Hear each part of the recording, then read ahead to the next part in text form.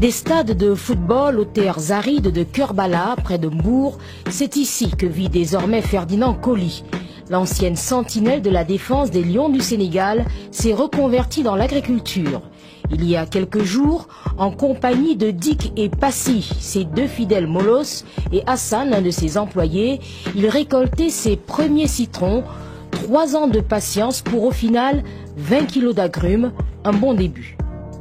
Quand on voit la crise migratoire, je pense que c'était aussi nécessaire de véhiculer ce message que l'Afrique doit se développer par ses fils et par les Africains. Il ne faut pas attendre qu'on le fasse à notre place. Donc chacun à son niveau, avec ses moyens bien sûr, réfléchir à ce qu'on peut faire.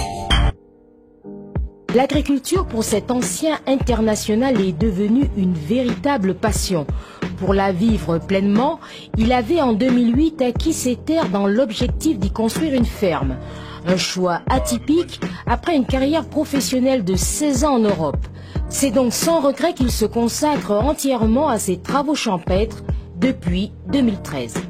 Aujourd'hui, je pense qu'on a un message à véhiculer pour dire que si un ancien joueur, par exemple, peut revenir à la terre, ben pourquoi pas vous? Donc c'est pas une question de personnalité, c'est une question de volonté.